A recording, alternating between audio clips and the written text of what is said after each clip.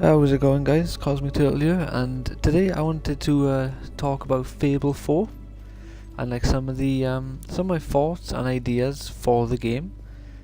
Naturally, since Fable 4 doesn't exist, couldn't get any gameplay for it, obviously, but I thought I'd just have some Fable 2 running as we talk about this.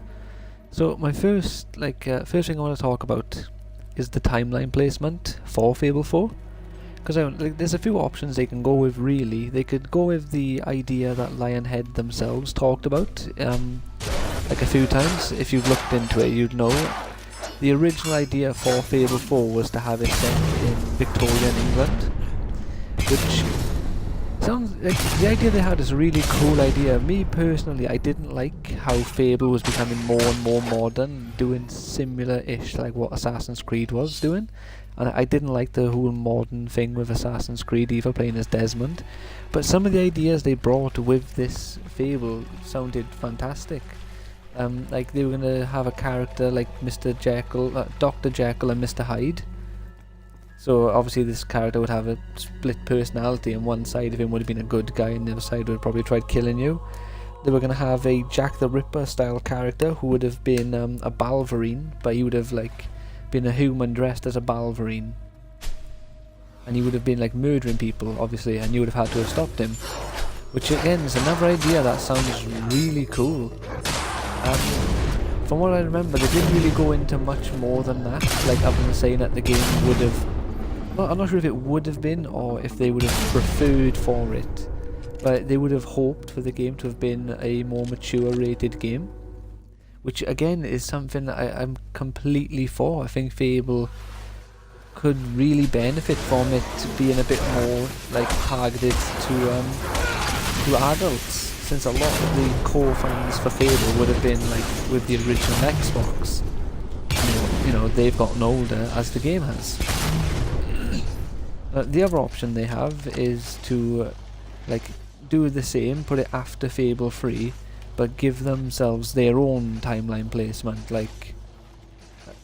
completely original ideas, set it in whatever time they want, but naturally it'd have to progress, so it'd be more modern times again, compared to Fable 3. And the other idea they do have is also to just set it wherever they want. Go back, make it like Fable 1, where it's a lot more fantasy, like Sword in the Stone time, isn't it? Because obviously they have their own Sword in the Stone, but it's back in the days where people would have been classed as peasants opposed to civilians or pedestrians kind of thing. And I think that's how I preferred Fable, when it felt more fantasy than an alternate real life. And obviously then they have their own option where they can put it in whatever they want. They could create their new, completely new world and just do whatever they want with it, which I really hope they don't. Apparently I've seen a thing online where supposedly Fable 4 will be a story driven game, which is fantastic news, and it's going to the events of the previous Fable game will not be forgotten in this new one. So the likelihood of it being set after Fable 3 and being a lot more, I'm not going to say futuristic, but just modern, is quite likely by the sounds of it. And the other thing I really like is new areas. Obviously they've got to have Albion, because that is the world of Fable. Aurora, I don't mind if they keep Aurora or get rid of it, but if they keep it, I would like them to expand on it greatly. I think Fable 3 had 3 main areas for Aurora. It had the main town, that what was it? The desert kind of area, and then the long road of desert and stone where you fought loads of sentinels. So there wasn't a great deal to Aurora overall. So I think if they expanded that would be a great way to, I guess, bring one of the areas from the least favourite Fable game. But I think the biggest thing they need in the game would be the Old Kingdom, because the Old Kingdom is referenced in all the Fable games. I'm sure they mention it in Fable 3, or at least it's always in the books. Jack Blade mentions the Old Kingdom, I believe. like, you know, the bloodline that your character in Fable, like, he's from the Old Kingdom, which is why he's like a hero who can do anything. He hasn't got to be strength, skill or will, he can do it all.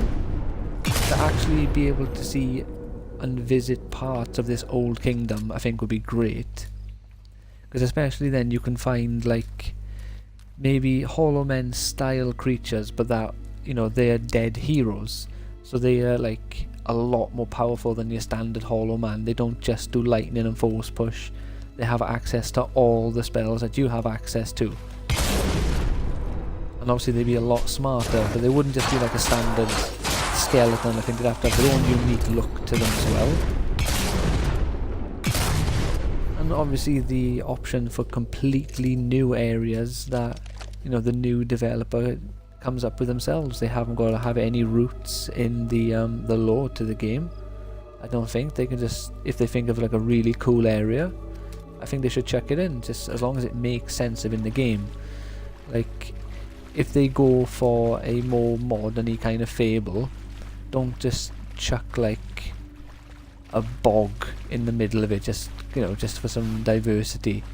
I know in Fable 3 they kind of had like a swampish area, and obviously in Fable 2 they got Wraith Marsh, which isn't a swamp per se, but I think it's supposed to be. It doesn't feel like a swamp though, it just feels run down and flooded a little bit.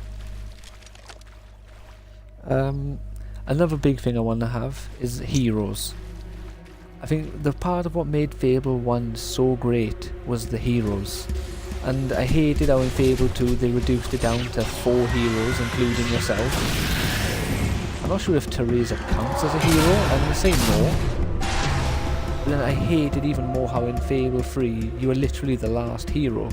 Obviously Reaver is still alive, but he's not a hero by any stretch of the imagination, you know. Reaver never was really a hero anyway. He was like the Jack of Blades style of hero, wasn't he, from Fable 1? He like did what he wanted when he wanted. He was all about himself, which is fine. There should be heroes like that in Fable 4. There should be good ones like Thunder and Whisper, and there should be evil ones like Reaver and Jack of Blades. But there should be more heroes. There doesn't necessarily need to be the Heroes Guild. Now that can be long gone, and it's just, you know, he talks of a time when heroes would all like convene together and, you know, like fought and helped each other or something. You know, they don't have to bring the guild back.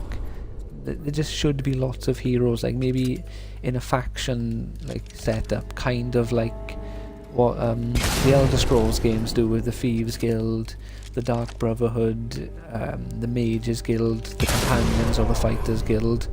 You know, that sort of thing where heroes specialise in certain things tend to group together.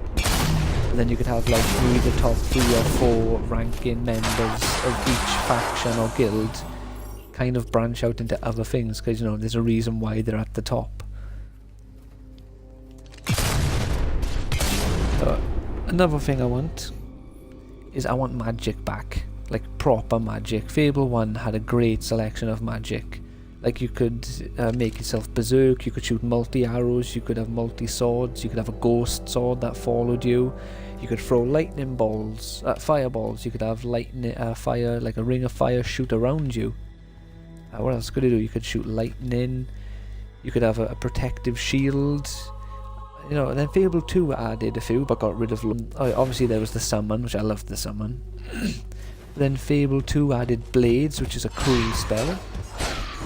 What else did it add? I think slow time, I believe, was not in Fable 1. I might be wrong there, but you know, I'd love the return of all the spells from Fable 1, plus the new ones they added in 2.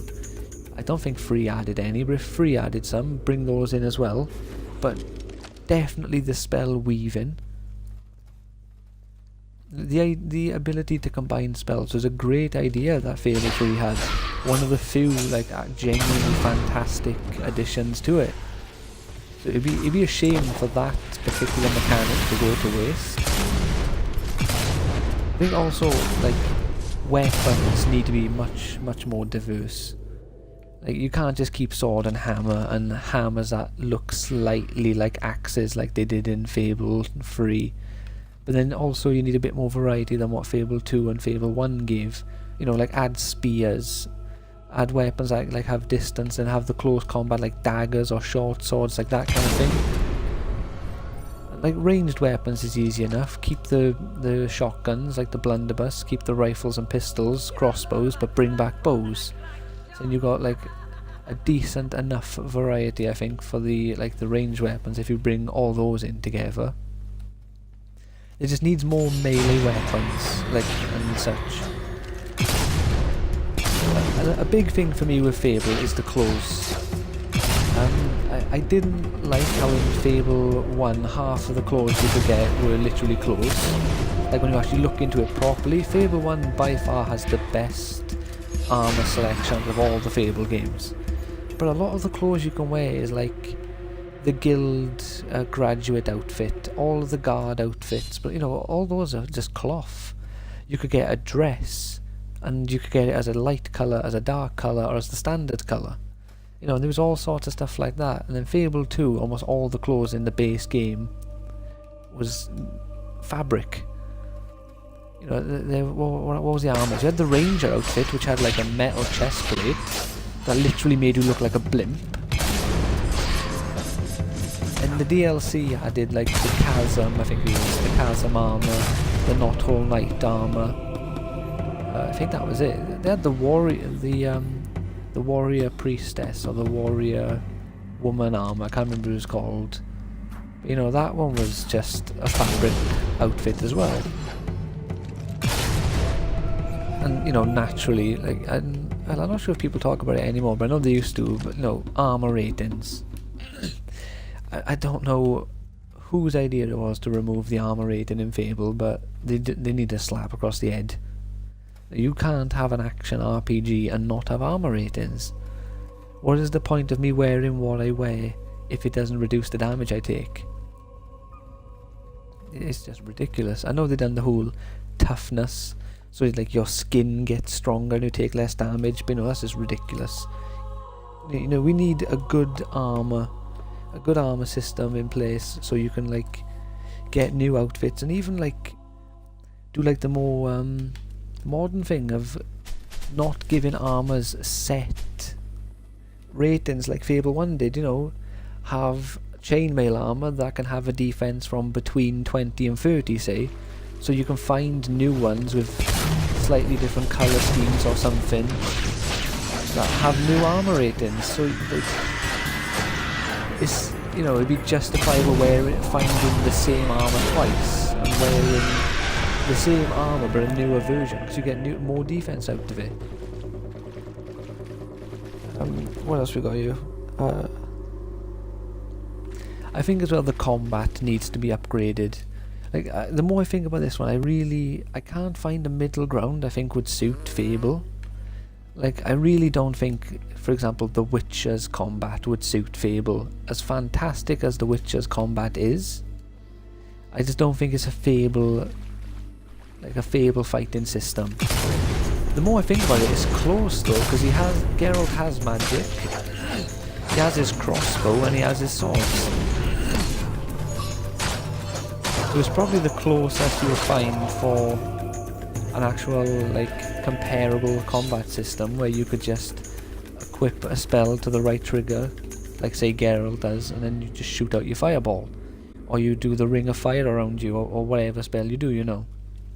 Oh, got it.